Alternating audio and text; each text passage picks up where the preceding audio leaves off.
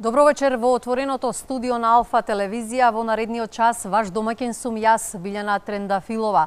Пописот на иселувањето на младите во фокус и на оваа председателска кампања. Како да се спречи одливот на мозоци, како да се најдат соодветни работни места за младите квалификувани кадри. Токму на овие теми за демографијата, за пописот, но и за новите економски параметри и податоци кои стасуваат од Светска банка, но и од Германската комора на Македонија, ќе дебатираме вечерва со моите, но и со ваши гости, со професорката Никица Мојсовска Блажевски, која што е нов главен извршен директор на Македонија 2025. Добре дојде. Добре најдов. Добро вечер му велам и на директорот на Државниот завод за статистика Апостол Симовски. Добро вечер. Со нас вечерва и пратеникот Владко Ѓорчев. Добро вечер, поздрав до вас и вашите гледачи. Мојсовска, загрижувачки ли се последните податоци од Светска банка, која нотираше оти економијата генерално годинава ќе испорача раст од 2,9% наспроти оптимистичките владини 3,2%. Овие податоци и информации доаѓаат токму во време кога стаса и негативна оценка од Германската комора, од Германската бизнис заедница во земјава. Благодарам, Билјана, на прашањето. Веројатно или се надевам дека во иднина ќе зборуваме за повисоки стапки на раст и поголеми разлики наспроти 3,2 или 2,9%. Двете стапки на раст се недоволни за македонската економија да, она што велиме, конвергира кон животниот стандард на Европската унија, земјите од ЕУ. Во моментов нашиот животен стандард е 1/3 од просечниот стандард во Европската унија и вакви стапки на раст сигурно нема да не донесат до подобар животен стандард на граѓаните. Значи треба да зборуваме за многу повисоки стапки на раст и за тоа како да ги постигнеме. Во изминатиот период имаше намалување, односно и ниска реализација на инвестиции. Зборуваме и за капитални инвестиции, меѓутоа инвестиции на приватниот сектор, а инвестициите се основен двигател на еден, би рекла, здрав економски раст.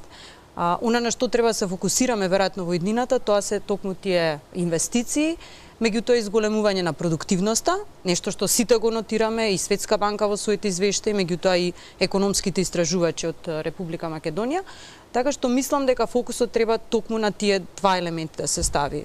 Инвестиции и исто така продуктивност. Во досегашниот период главен фокус или двигател на растот тоа е приватната потрошувачка и таа е поттикната од одредени владини мерки и тоа не велам дека е лошо, меѓутоа одржлив и еден здрав раст бара инвестиции и продуктивност.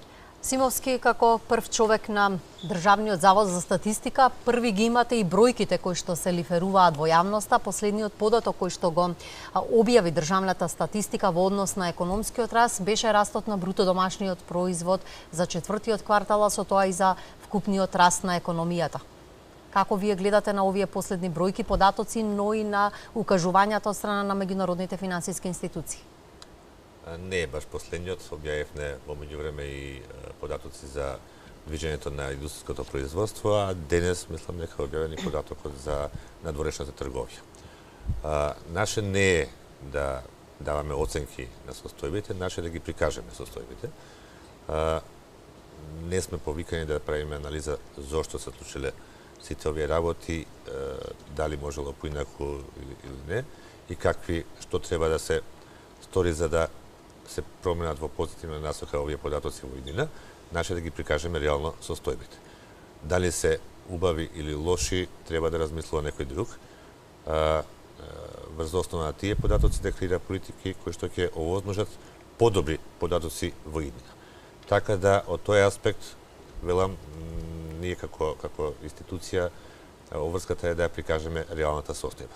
Се трудиме тоа да биде на најдобар можен начин и сметам дека тука максимално професионално се завршуваме својата работа. Да, ќе зборуваме и за податоците, но и за најавениот попис. Ѓорчев, иако сме во ек на председателската кампања, токму економијата повторно како да се фрла во сенка на сите оние политички збиднувања, расте трендот на млади луѓе кои заминуваат од земјава, загрижуваат ли сите овие податоци кои што ги нотираат институциите и последниот секако на Светска банка? Па да, апсолутно, овие бројки кои што ги слушаме, кои што Светска банка ни даде сликата за 2019 година, Светска банка оценува, согласно нивните експерти, експертизи, оценки и анализи, дека Македонија од сите земји во регионот ќе има најмал економски раст. Значи, таа е проекцијата која што ни даде Светска банка и за жал, значи, во ова друштво на земји со кое што е Македонија, како што се Србија, Албанија, Косово, Црна Гора, Босна и Херцеговина, од сите овие земји Македонија ќе има најмал економски раст. Не така одамна, пред 3, 4, 5, 6 години, Македонија беше во топ 5 земји во Европа според економскиот раст. Македонија беше земја во која што секој месец се отвараше нова фабрика. Ние веќе не дискутираме дали во Македонија некаде ќе се отвори фабрика, дали ќе влезе некој инвеститор или не. Ние разговараме дали некој тргнал вратата или не знам оградата околу владата, со кого премиерот направил селфи или дали семејството на премиерот некаде засадило марихуана. Значи тоа стана број 1 стопанска дејност во државата и истовремено имаме екзодус и иселување од Македонија како никогаш досега. Значи јас ги гледам долгорочните демографски движења и за жал еве имаме и прелиминарниот податок, за тоа подоцна ќе се осврнам. 2018 година, значи минатата година која што заврши пред 3 месеци, е година со убедливо најмалку родени деца во историјата на Македонија, како има статистика. Значи, прелиминарните податоци зборуваат за 21.666 родени бебиња. Значи, тоа е една демографска катаклизма, која што е последица на политиките на владата на Зоран Заев, иселувањето на младите, безперспективноста, немање на инвестиции, немање на демографски политики, немање на социјални политики и така натаму. Значи, да резимирам, мислам дека Светска банка, и не само Светска банка, тоа е и Европската комисија, тоа е и Меѓународниот монетарен фонд, тоа се и останатите меѓународни институции, нотираат дека по делот на економијата Македонија станува прилично проблематична земја и јасно е од една ситуација каде што бевме во топ 5 земји кои што има раст во Европа, сега сме во најлошите 5 од 50 земји во Европа. Мојсовска, во извештајот на Светска банка стои од секој 100 жители на нашата држава во работен однос се 26, од кои 18 во приватниот, а 8 во јавниот сектор. Просечниот маж губи 25, а просечната жена дури 30 години од својот продуктивен работен век како резултат на високата невработеност. Како да се зголеми продуктивноста во услови на 20% невработеност? Најпрво, Билјана, јас би почнала од прашањето на неактивноста на населението. Значи, ние зборуваме за вработеноста и невработеноста, меѓутоа забораваме дека има една голема резервна армија на трудот. Тоа е население кое што е работоспособно, меѓутоа кое што не го искористуваме воопшто и не учествува на пазарот на труд. Значи, во Македонија тоа е 40% од работоспособното население. Тие се надворни, каде надвор од пазарот на труд, велам. Значи, прво тоа би бил проблем, меѓутоа веројатно од аспект на носителите на политиките тоа прашање не се отвара често, бидејќи ако во еден момент сите тие влезат на пазарот на труд, невработеноста ќе се зголеми. Така да ние малку користиме политики за да го стимулираме тоа население да биде активно на пазарот на труд. Проблемот е исто така што кај младите таа стапка е многу висока. Голем дел од младите го завршуваат своето образование, меѓутоа не се вклучуваат на пазарот на труд, веројатно обесхрабрени од воопшто состојбите на пазарот на труд. Значи, околу 1/4 од младите на возраст 15 до 29 години, кога ќе излезат од образованието, воопшто не влегуваат на пазарот на труд. Тие се наречени нид стапка или стапка на млади кои ниту се во образование, ниту на пазар на труд, ниту во вработеност нормално. Тоа е еден голем проблем за еднината на државава, бидејќи во рамките на овие демографски процеси кај нас се намалува учеството на младите во популацијата. За 10 години учеството е намалено од 23 на 20%, може би вака не изгледа многу, меѓутоа тоа е еден стандарден и континуиран процес. Значи ги губиме младите, секако поврзано со пониски стапки на раѓање. Меѓутоа, покрај тоа што ги губиме младите, ние не ги искористуваме оние кои што ги имаме. Главното прашање е како да се отвараат повеќе работни места за младите, не само што ќе влезат на пазарот на труд, туку и да влезат преку вработување, секако не преку невработеност. И заради тоа пак ќе го повторам прашањето на инвестиции. За да се отвори ново работно место, треба да инвестирате. Продуктивноста е многу важна за да одиме напред, меѓутоа исто така е малку проблематично, бидејќи колку се зголемува продуктивноста, вие практично ќе имате помалку работни места, доколку се друго е еднакво. Така што паралелно треба да течат двата процеси: зголемени инвестиции, отварање на работни места и зголемување на продуктивноста, особено во оние индустрии кои што се традиционални. Ќе ја спомнам текстилната индустрија, значи мора да работиме, бидејќи основа за плата на работникот е продуктивноста. Колку повеќе произведувате во текот на еден ден, толку повеќе ќе имате награда, односно плата. Така што зголемување на минимална плата и други, да кажам, инструменти на политиката на плати нема да дадат ефект или не се реални доколку продуктивноста на тие работници не се зголеми. Тоа значи да им дадеме повеќе капитал за да работат со капиталот, односно машини. Така, секако треба да се вложи и да им се отворат можностите за перспектива токму во родната земја. Како вие, како прв човек на државната статистика, гледате на овој тренд? Имаме информации кои што зборуваат дека се поголем број македонци си заминуваат од Македонија, се поголем број млади луѓе својата иднина ја гледаат надвор од границите на државата. Колку државната статистика го регистрира овој тренд? Што покажуваат бројките? Пред да ви одговорам директно на прашањето, би сакал мал коментар во однос на оној делот на структурите за кои пред малку се говореше. Кога ги гледаме структурите по било кој основ, забораваме еден факт дека ние делиме со број на население кое што е проценето. Број на население кое што реално не е толкова колку што е проценето, бидејќи проценките на населението се прават врз основа на последниот попис и административни податоци во однос на кои што се од административни извори, каде што емиграцијата за жал не е вклучена.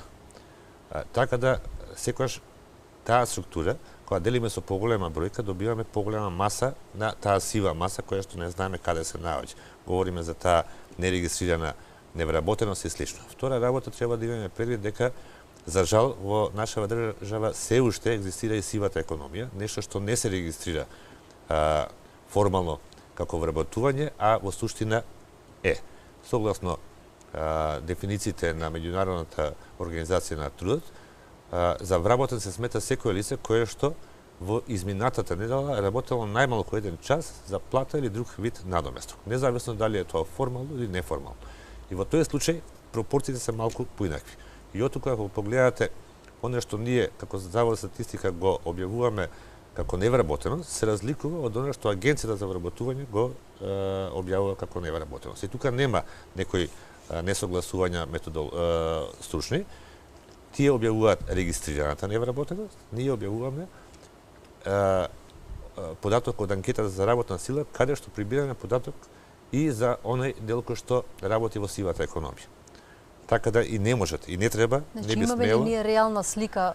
Тоа е таа пореална слика. И затоа тие се земаат податоци како легитимни, како реални, кога се прикажуваат структурата на вработеноста и на невработеноста. Во однос на иселувањето. За жал, не само нашата држава, туку целиот овој регион е емиграционно подрачје. И таа емиграција не е денешна, не е ни од вчера, таа е веќе вековна емиграција. И особено изразена во последниот и во 20-тиот, и во, за жал, и во овој век. И е неминовна. Денес, особено со отварањето на границите, флуктуацијата на населението е нормална појава. Некогаш беше тешко да се стигне некаде, денес се стигнува за час. Некогаш беше многу скапо да се стигне некаде, денес е релативно многу ефтино се патува. И тоа е процес кој што не може да го сопре. Тоа е таа глобализација која што го направи тој процес. Проблемот е што ние немаме начин, не сме утврдили до сега начин да ја следиме воопшто миграцијата, особено емиграцијата. Сепак за имиграцијата има податоци, не може да се влезе тек така во земјата и мора тој дел се регистрира. Проблемот е на иселувањето, бидејќи согласно законот секој има обврска да го одјави своето живеалиште ако се иселува, меѓутоа тоа не го прави никој и не го прави не денеска или од вчера, тоа не го прави никош не го прави. Да, но беа споменати некои драконски казни за сите оние луѓе кои што заминале, а кога ќе се вратат. Во законот казани одредби, до сега јас не сум чул дека некој е казнет, а законот екзистира од пред да се родам. Така. Значи, барем во тој дел нема разлики. Така да, проблемот е во регистрирањето на емиграцијата. Она што ние формално го регистрираме е смешно. Дори, за жал, ја не понесов намерно податоци заради тоа што ќе ми се смееше цела ваша публика. Веројатно кога ќе кажа дека 1000 лица се иселија од Македонија минатата година, што е навистина смешно. Меѓутоа не е тоа нешто што се случило вчера. Има одредени бранови кои се случуваат поголеми во одредени периоди, кои што се резултат најчесто на кризни состојби и слично, меѓутоа проблемот со миграцијата е многу долгорочен. Значи, годишно кај нас некаде помеѓу 10 и 12.000 лица се иселувале многу одамна, не само денес. Се надевам дека овој тренд не е зголемен во последно време, иако многу податоци слушаме дека тоа е така. Меѓутоа, ајде еве да се очекаме барем пописот, па ќе можеме врз основа на нешто и да разговараме, врз основа на некаква слика. Да. За сега сите разговараме врз основа на претпоставки и врз основа на податоци кои што се индиректно добиваат, меѓутоа кои што не мора да бидат точни. Еве, ќе ми дозволите малку од времето да земам уште. Евростат и Обединетите нации објавуваат податоци на влез на странци во одредени држави, во сите држави во светот. Меѓутоа, не значи дека ако македонскиот граѓанин, државјанин, влегол во Германија, тој излегол од Македонија тогаш. Може да влезе и од Австрија, може да влезе и од Италија. Овие држави ги регистрираат влезовите само. Така да имаме тоа мултиплицирање и ако ги собереме тие податоци ќе добиеме некои страшни бројки кои што можеби не се точни. Таа миграција настанала претходно, може. Затоа велам тоа мора со резерва да се третира. Од друга страна, имаме случаи на двојни државјанства. Државата во која што има државјанство, нашиот државјанин, не го регистрира како странец. Така да тој веќе го губиме од предвид. И тоа веќе ни дава некаква погрешна слика. Затоа велам, многу е тешко да се говориме, страшна е темата и во однос на наталитетот би сакал да кажеме на работа. Точно дека кај нас се намалува. Тоа е процес кој што не минуем. Не можете да го сопрете тој процес така едноставно. Меѓутоа не е тука во случајот не е причина раѓањето, наталитетот како главен проблем. Тоа е последица. Главниот проблем по мене е токму миграцијата, емиграцијата, бидејќи во главно се иселуваат млади лица, оние кои што се носители на наталитетот, на фертилитетот. И вие имате двојна загуба. Една загуба директна, грубо е кажано, меѓутоа така во струка да се вели директна загуба на жива сила, и имате загуба на она идна популација што треба да дојде, бидејќи таа се раѓа во странство. И да се надоврзам на господинот Ѓорчев, точно се намалува бројката на раѓањата во земјата, меѓутоа се зголемува на раѓањата во странство. Токму како последица на ова што го говори. Да, пописот ќе даде и појасна слика, но можеби ќе докаже и ќе покаже еден поразителен факт од македонското население старе. Ѓорчев, често патувате низ малите места, може да видиме празни клупи, не се раѓаат многу нови деца, се стара источна Македонија, но ниту една власт не успеа да го реши проблемот со демографијата. Овака, прво би сакал неколку работи да одговорам кои што беа спомнати од директорот на Завод за статистика. Проблем е огромен што оваа власт и оваа влада, оваа гарнитура, овој премиер и овие министри, 28 на број, се впуштаат сега во операција за попис, каде што критериум за попис нема да бидат критериумите на Евростат и на Обединетите нации, кои што само и исклучиво го мерат резидентното население, туку се оди тоа преку политички договори, дали во клуб на пратеници, дали во кабинетот на премиерот и не знам како се договараат, како ќе се изврши пописот. Мене ми е страв дека оваа гарнитура, за жал, тотално игнорирајќи струката, игнорирајќи ги критериумите на Европската унија и на Евростат, игнорирајќи ги критериумите на Обединетите нации, ќе влезе во еден политички попис, но за тоа ќе дискутираме друг пат. Има тука многу што да се каже. За мене е проблем по оваа држава кога во една година, еве сега излезе во месечниот статистички информатор извештај, за месец јануари бројот на родени деца во Македонија. Бројот на родени деца во јануари 2019 година е 1512. Претходната година, во јануари 2018 година, бил 1861. 19% помалце деца. 19% помалце деца во една година е катаклизма и апокалипса. Во историја ни се нема случајно тоа. Во историја на Македонија се нема случајно. во една година да падне бројот на родени во еден месец 19%. Има осцилации 1, 2, 3, 5, 6%. Но 19%. Тоа е пораз на политиките на Зоран Заев, кој што апсолутно води антиекономски, антисемени, јас би рекол и антимакедонски политики. Тоа е пораз на министерката Мила Царовска, тоа е пораз на министерот Тевдовски, апсолутно, кој што катастрофално се однесува во економијата и да, треба да се спомнуваат по име и презиме. Затоа што во една година да имате рецесија, но она што е најважно во државата, луѓето, бебињата, 19%. Тоа е ужас.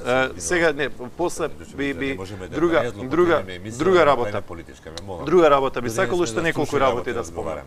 Значи, ние велиме проблем се вработувањата. Да, апсолутно, младите се невработени. Зошто се младите невработени? Младите се невработени затоа што никој неќе да инвестира во Македонија. Зашто неќе да инвестира никој во Македонија? Затоа што ние имаме министри за странски инвестиции, на кои што имињата не им ги знаеме, кои што не знаат англиски јазик некој од нив. Ние имаме ситуација каде што минатава недела излегува Тевдовски и вели дека бројот на вработените во јавна администрација достигнува 150.000. Пардон, Дамјан Манчевски. 150.000 имаме вработени во јавна администрација. Во една година се само вработени 7.000 луѓе. За 3.500, Манчевски кажа министерот, за 3.500 во една година е зголемен бројот на луѓе во јавна администрација. За да се плати сето тоа треба да се зголемат даноците. Нас не се зголемија даноците, се зголеми акцизата на дизелот, се зголемија сите можни давачки. Имаме сега ситуација каде што ужасно е скапо да се издржува влада со 28 министри, најмногу во историјата на Македонија. Имаме 28 министри. Имаме, наспроти ветувањата дека ќе има максимум 20 министри и се останато, имаме ситуација каде што минатиот месец во собранието на предлог на пратеничката група на СДСМ и ДУИ се воведоа заменици министри во сите јавни претпријатија. Значи, внимавајте, во сите јавни претпријатија се воведоа заменици директори, кои што имаат своји кабинети, кои што имаат своји секретарки, своји возила, своји помошници и така натаму и така натаму. Тоа е многу скапа држава, тоа е уништување на економијата, тоа е цедење на приватниот сектор, тоа е зголемување на даноците и тогаш имаме екзодус од Македонија како никогаш до сега и тоа резултира што откако се брои статистика во Македонија, ги имаме убедливо најлошите бројки за 2018 година, 21.666 бебиња и 19% пад на број на родени во јануари 2019 во однос на минатата година. 19% тоа е катастрофа и катаклизма. Да се вратиме на економијата и на темата, токму за демографијата, но и за иселувањето, за тоа што луѓето бараат во потрага по подобра иднина. Дали им е важна работата или пак функционалниот систем. На оваа тема истражуваше колешката Марина Доковска, да го видиме прилогот. Училишните клупи се празнат, младите си ја бараат среќата надвор од границите. Германија, Швајцарија, Канада, САД или Австралија. За македонските граѓани спасот за подобар живот го гледаат во визата и авионскиот билет кој води токму кон овие земји. Просперитетот не го гледаат дома. Бараат земја каде се цени трудот, а државата се грижи за граѓаните. И на секоја направена анкета, податоците се поразителни. Неверојатен е бројот на граѓани кои сакаат да си заминат од Македонија доколку имаат шанса. Еве што велат и пред камерата на Алфа.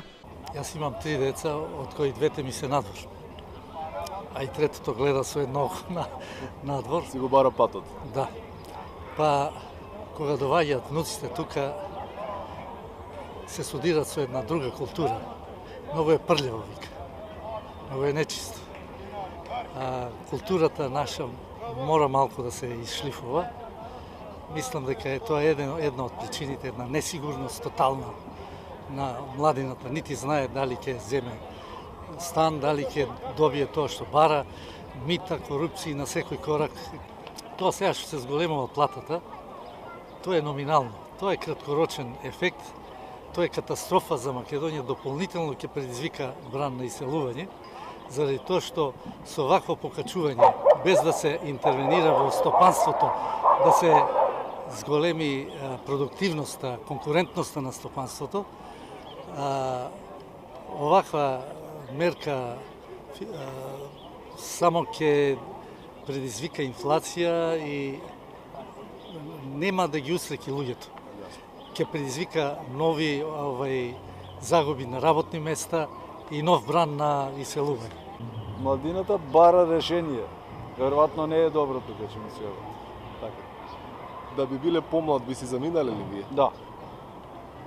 Зошто? Те гледате ситуација каква. Ако е добро, кој сака нека се. За младината, ја ти кажам, тоа имам син, може колку тебе, 24 години. Он работи и не е задоволен. Но покрај оваа анкета потврда за тоа колку е сериозна состојбата пристигнува секојдневно. Опозицијата во декември изнесе алармантни податоци во кои се вели дека неколку амбасади во Македонија се особено актуелни за македонските граѓани. Германската амбасада издавала по 75 визи дневно, или тоа според ВМРО ДПМН е 1500 иселени граѓани за само еден месец. Швајцарија пак издавала по 500 до 700 визи месечно, но тука не престануваат желбите за иселување. Тука се и останатите амбасади како Белгија, Австрија, Норвешка, Канада, Соединетите Американски држави и Австралија. Но овие бројки стануваат уште пореални, доколку се посетат останатите општини низ Македонија. Државниот завод за статистика пред 2 години во својата последна публикација утврдува дека најголем дел од македонците се иселиле од Гостивар и Делчево. Но сликата не е подобра ниту во Источна Македонија. Таму се празнат училишните клупи. Во Кочани се иселиле 20 ученици, во Штип повеќе од 70 ученици за само една година. Алармантно е тоа што во неколку населени места се затвараат паралелки бидејќи нема доволно ученици, а некаде клуч е ставен и на цели училишта. Сите тие родители и останатите граѓани кои решиле да го остават домот и да почнат одново живот, се во потрага по држави кои имаат функционален систем на живење.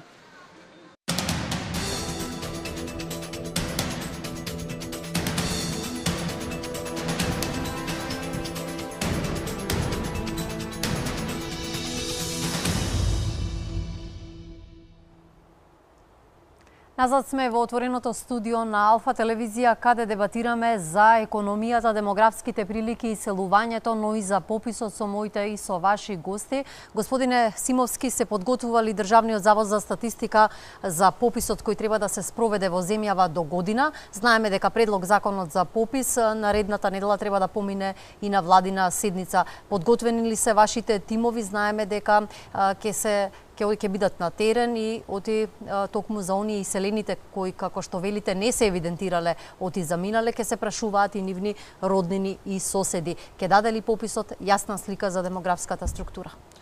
Државниот завод за статистика наголемо се подготвува за спроведување на оваа најголема статистичка операција. Подготовките се почнати уште пред неколку години, значи тоа е процес кој што трае подолго време и не може да стартува непосредно пред самата пописна операција. Она што е битно, што ќе се разликува од претходните пописи, е тоа што овој пат ќе се користи нов метод за нашите прилики досегашни, инаку познат во светот и метод кој што се користил и се уште се користи во други земји, така наречен комбиниран метод. Ова подразбира традиционално попишување на терен со анкета лице во лице и истовремено користење на податоци од регистри за соодветното лице. Накратко ќе се обидам да го објаснам ова што значи, бидејќи често пати се случува некоја забуна што како на кој начин. Особено и со таа етничка значи се подготвува една пописна база, така ја крстивме, во која што вкрстивме 6 регистри досега, податоци од 6 збирки на податоци и каде што клучот ние матичниот број на граѓанинот и врз основа на тоа ги поврзавме податоците од овие документирани бази на податоци. На терен, која ќе се спроведува пописот, нема да се користат повеќе хартиени прашалници, туку ќе се користат електронски прашалници на лаптоп. Секој лаптоп ќе биде директно поврзан со централната база на податоци и со внесувањето на единствениот матичен број на граѓанинот ќе може да се преземат податоците за тоа лице кои што се наоѓаат веќе во таа пописна база. Со завршувањето на попишувањето во домаќинството, попишувачот ќе ги трансферира директно податоците во втората пописна база, кај што ќе се складираат готовите податоци од попис и тој нема да ги чува воопшто тие податоци во неговиот компјутер. Ќе биде ослободен од таа обврска за чување на податоците, заштита и слично. Нема да се сложам со господин Ѓочев дека нема да почитуваме стандарди на ЕУ. Стандарди на ЕУ де факто и не постојат во оваа област. Тие се стандарди на Обединетите нации кои што важат и за ЕУ, кои што ЕУ ги прифаќа целосно. Односно, сите земји во светот работат на изготвување на овие стандарди кои што се нарекуваат препораки за пописите во соодветната, сега во случајот пописите околу 2020 година. И сите стандарди кои се пропишани со овие препораки, ние строго ќе ги почитуваме. Да, спомнавте дека ќе се обидеме да ја офатиме и диаспората, односно македонските државјани кои што се иселени од државата. Не гајме илузии дека ќе успееме сите да ги офатиме, меѓутоа ќе направиме напор што е можно повеќе да офатиме со пописот. Меѓутоа тоа не значи дека нема да ги следиме дефинициите кои што се пропишани во овие препораки, бидејќи има различни категории на население. И сите тие различно се дефинираат. Нам де факто ни требаат податоци за иселувањата, за нашите државјани кои што живеат надвор од државата, бидејќи, како што споменавме претходно, немаме статистика која што го следи добро иселувањето од земјата и ова е единствениот начин да добиеме каква таква слика за не само за големината на нашата диаспора, туку и за оние иселенички бранови, кога се случувале тие миграции, од кои делови од земјата, кои категории на лица се иселувале, дали по образовната структура, старосната структура, половата структура и слично. Така да тоа е, од таа причина сакаме да собереме што е можно повеќе податоци за овие лица. Ќе се собират и на терен, меѓутоа ќе се овозможи и овие лица сами да се попишат на посебна апликација, која што ќе биде пуштена еден месец пред главната пописна операција. Значи да собереме што е можно податоци, повеќе податоци за овие лица, се разбира со сите инструменти за оневозможување на повеќекратно попишување, оневозможување на попишување на лица кои што не смеат да бидат дел од пописот и слично. Мојсовска, доцни ли Македонија со пописот? Знаеме дека пописот кога ќе се спроведи и реализира, ќе даде јасната слика за демографијата, за тоа колку сме во земјава, но сепак знаеме дека речиси 2 децении во Македонија немало попис. Дали треба да се преземат конкретни активности освен пописот? Тука мислам на образованието, визави економските политики, за да не дојде до мигрирање и до иселување на мозоците на оние високо квалификувани кадри. Најпрво да кажам дека навистина пописот е основа за квалитетни статистички податоци и како човек кој што многу ги користи статистичките податоци, повремено значи се отвара таа дискусија дали се тие правилни, точни и така натаму. Иако мора да им веруваме, значи тие се единствени официјални статистички податоци, меѓутоа секако дека можеме да ги подобриме и пописот е основа за подобрување на податоците. Мислам дека во сите дебати она што превладува е дека барем имаме консензус дека е проблем емиграцијата. Меѓутоа, она што мене ми смета е што и во изминатиот период и сега се користи како основа за политички препукувања, наместо да се изгради еден консензус за тоа дека тоа е национално прашање и да видиме што можеме да направиме за да ја спречиме емиграцијата. Веројатно немаме многу алатки кои што можеме да ги примениме и тоа го гледаме на примерот на Бугарија, на примерот на Хрватска, кои што зборуваат постојано за екзодус на населението. Меѓутоа сепак можеме да подобриме, да размислуваме, еве примери диаспората како да искористиме за да биде насочена кон развојот на Македонија. Знаете дека организацијата Македонија 2025 од која што доаѓам токму за тоа се грижи, како да ја поврзи диаспората и како диаспората заедно да придонесе кон економскиот раст. Има огромни потенцијали од изнаоѓање на партнери на домашни компании за да извезуваат, до привлекување на странски инвестиции. Значи многу можности кои што ние не гледаме да ги искористиме, туку се караме колку луѓе нели емигрирале и кој е крив за таа емиграција. Мислам навистина нерационално однесување од наша страна. Сега во однос на младите и тука ние велиме имаме brain drain, одлив на мозоци, се извинувам и така натаму, меѓутоа ние и тоа не го знаеме. Ние исто само чаршиски ќе кажам разговараме дека образовани млади емигрираат. Не сме го докажале тоа. Меѓутоа, дури кога размислувам на тој момент, на одлив на млади и образовани луѓе, Она што сакам да го кажам е дека, иако велиме мотивите се економски и нема доволно работа во Македонија, истражувањата покажуваат дека мотивите се многу пошироки и завлегуваат и во општествени и социјални проблеми.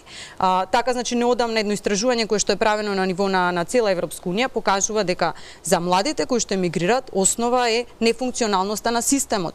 Зборувам за цела ЕУ, не само за Македонија како земја која што аспирира кон ЕУ. Значи дека владењето на правото, корупцијата, непотизмот, тоа на што младите ги поттикнува да одат и да бараат нели други можности надвор. Така што се додека не го средиме тој дел, односно нашиот систем, ние не можеме да очекуваме дека младите помалку ќе емигрираат.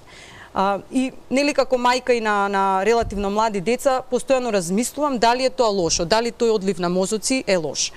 Има две страни на приказната. Едната страна е дека нели ние вложуваме во нивно образование, кое што иако го критикуваме, веројатно е квалитетно, штом ги примаат надвор нели на работа или на универзитети, и потоа се губи тоа вложување на земјата, односно користите ги користат Германија и други развиени земји.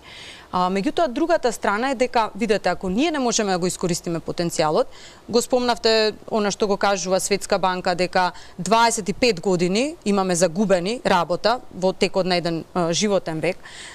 Исто така дека чинам 80% од младите само го достигнуваат својот потенцијал во животот, тогаш можеби е подобро, не знам, порационално тие да одат надвор и да најдат одлична работа и да успеат и професионално и лично. Меѓутоа, она што ние мораме да го направиме и го прави нашата организација е како тие сепак да чувствуваат корени и поврзано со Република Македонија, како еден ден да вратат кон својата земја. Има многу начини за враќање. Нели, од примање на практиканти во нивни компании, до вработување на млади македонци, до носење на инвеститори тука, до извезување на македонски фирми. Значи има многу можности и јас мислам дека околу тоа треба да се одвива дискусијата, не да се обвинуваме меѓу себе. Така, често пати токму за овој проблем, како што вели еве и професорката Мојсовска, се обвинуваат меѓу себе владите, најчесто СДСМ и ВМРО ДПМН, но како да се задржи квалитетната работна сила, а не да ни се случи да имаме недостиг на кадар, па како што можевме да слушнеме и овој период, да мораме да увезуваме квалитетни луѓе од надвор. Видете,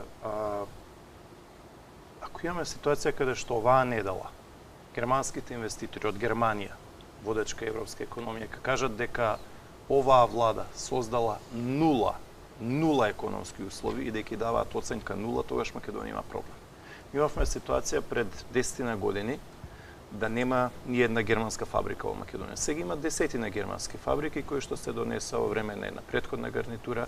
Се отвори Кромберг и Шуберт во Битола, каде што има повеќе од 5000 вработени, се отвори Дрекселмајер во Кавадарци, се отвори Маркарт во Велес, Technical Textile во Штип и така натаму, ОДВ Електрик во Охридско-Струшкиот регион и се создадоа десетина германски фабрики.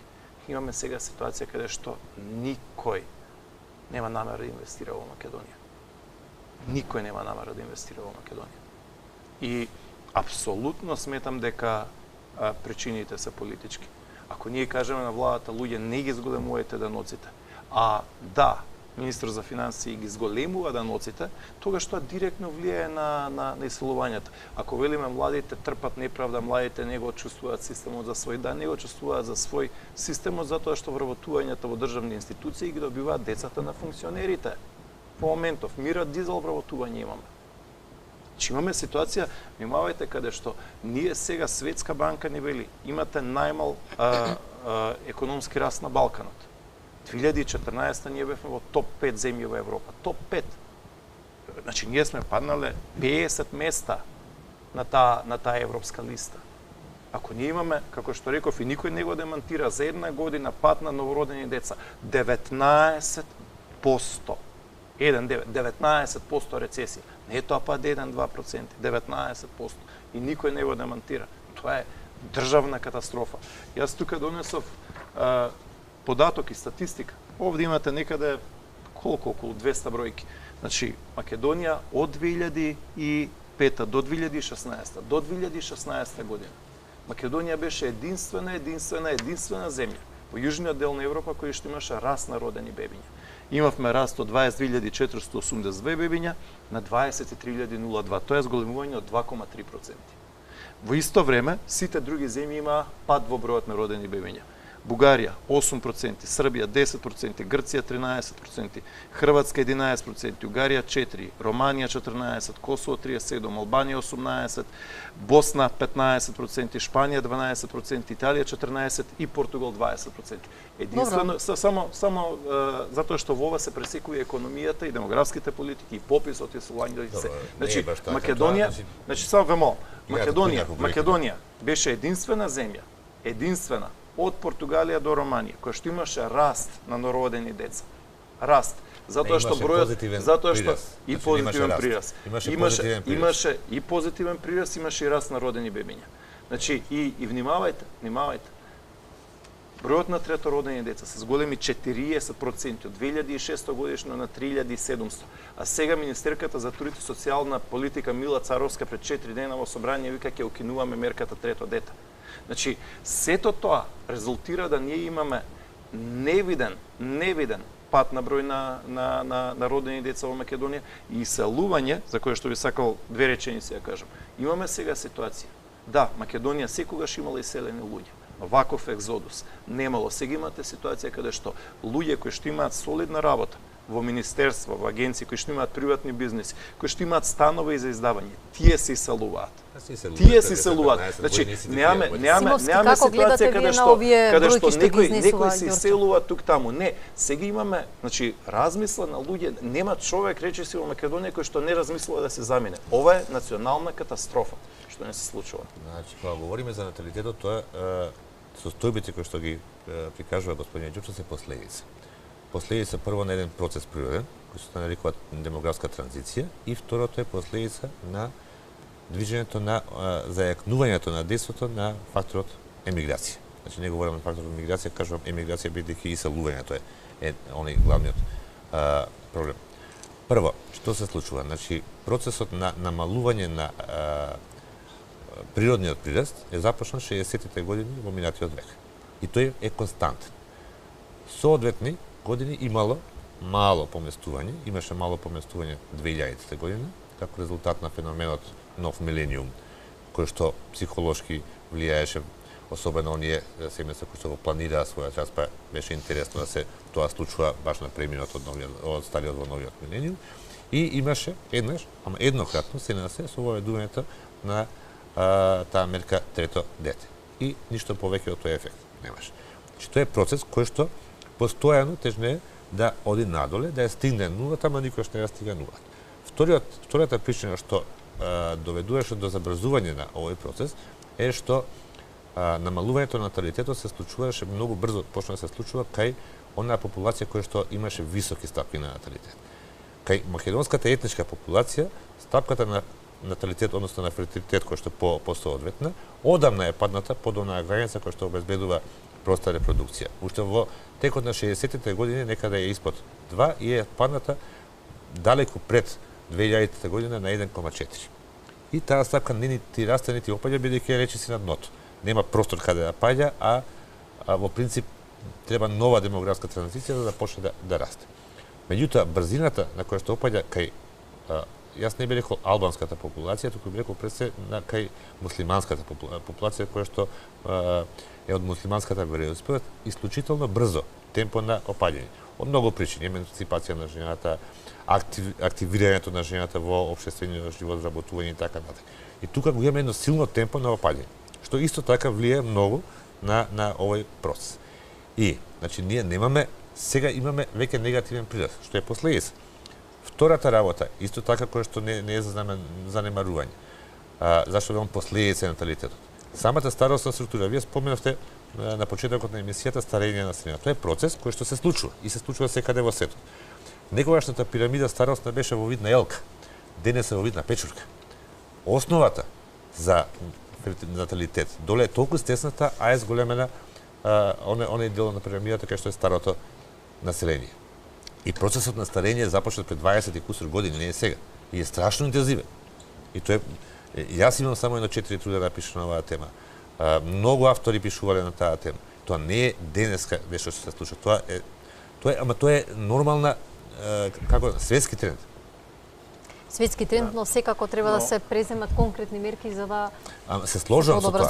Се сложам, меѓутоа до сега ниту една, затоа и не успеа. Ниту една пронатална политика демографска не успеала во светот. Ниту една. Имаме уште 5 минути до крајот на емисијата. Кој што не може да се оспори. Значи, знаете како? Значи, јас пред малце ги покажав овие бројки и директорот на Завод за статистика не ги демантираше, исто како што не може да ги демантира ниту Заев, ниту Мила Царовска. Македонија беше единствена земја во Јужна Европа во периодот од 2006 до 2016 за време на владата на ВМРО ДПМН, кој што имаше раст на родени бебиња од 22.482 на 23.002. Откако дојде оваа власт, откако дојде оваа гарнитура, откако појде зголемување даноци, екзодус, заминување и така натаму, ние минатата година паднавме на 21.666 родени бебиња, согласно податоците кои што ни ги објави овој Завод за статистика. И доаѓаме до заклучокот дека во моментов Македонија со оваа власт и оваа гарнитура има најмалку родени бебиња 70 години наназад, невидени падови. Оваа 2019 согласно минус 19% по родени бебиња, паднавме на 1500 родени бебиња годишно. Тоа е катастрофа. Во 2019-та, значи мислам дека има пад уште поголем. Тоа е процес, ви го кажам, не може да се пораката беше за живот за сите, живот во Македонија, живот во Скопје, живот во Битола, живот во Прилеп, сега испадна живот во Германија, живот во Австрија, живот во Шведска. Демографијата не е наука која се знаете како?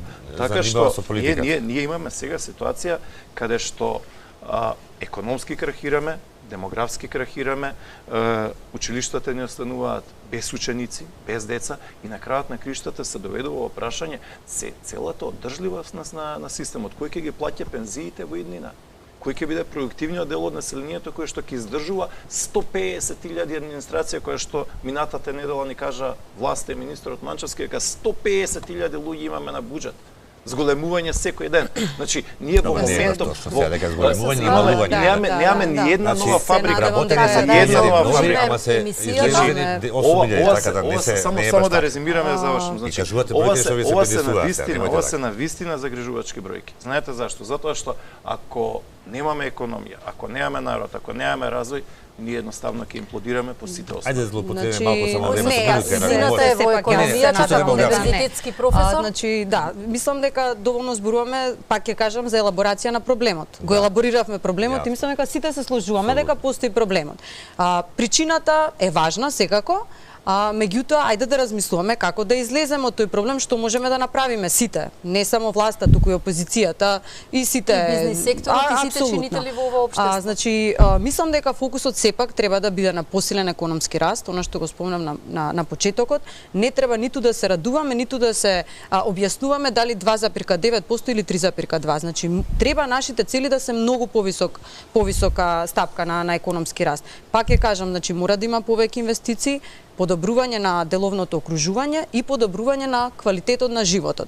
Тука ги опфаќам, значи, сите елементи од, пак ќе речам, владење на право, до намалување на корупција, до функционирање на правен систем, значи на секој можен елемент од системот мора се да функционира одлично. И тоа можеме да го направиме. Наместо да зборуваме и да буквално трошиме енергија околу тоа колку се иселиле или кој е крив за проблемот на иселување. Така нема да ја средиме државата, ниту ќе одиме кон еднината. Се сложам апсолутно на тоа.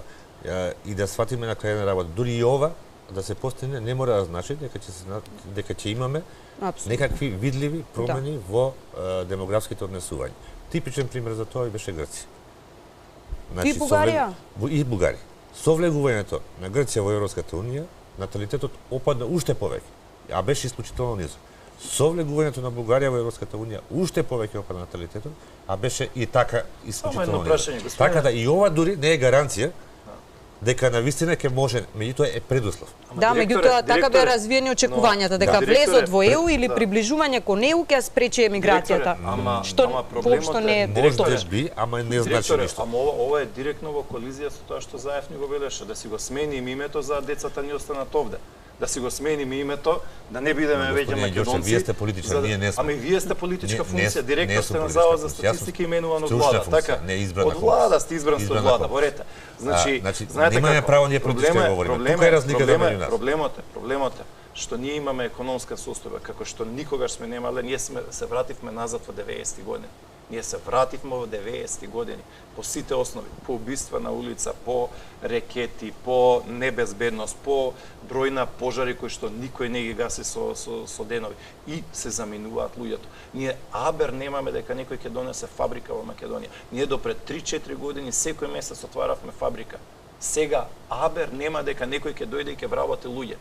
Имаме екзодус како никогаш до сега. Ја завршуваме вечерашната. Имаме уште многу да зборуваме. Јас сосема за крај предност како и на почетокот ќе ја дадам на дамата. Мојсоска од неодамна споменавме оти сте прв човек, главен извршен директор на Македонија 2025, моќна асоциација, еве лично и јас можам да кажам колку моќни македонци, бидејќи директно сме соработувале во повеќе наврати не само за саимите, кој ќе биде главниот предизвик, може ли да очекуваме лобирање, нови инвестиции и подкрепа и поддршка за македонскиот бизнис сектор? Апсолутно, Билјана, и до сега сме биле голем партнер на владата во смисла на и привлекување на странски инвестиции, меѓутоа и помош на македонските компании за извоз во странство. Остануваме посветени на таа цел, меѓутоа она што би сакале да го направиме тоа е да дуплицираме или двојно да зголемиме колку ќе помагаме на македонската економија. Мојсоска, Симовски и Ѓорчев, ви благодарам за одвоеното време и за тоа што бевте дел од оваа емисија. Почитувани, вам ви благодарам на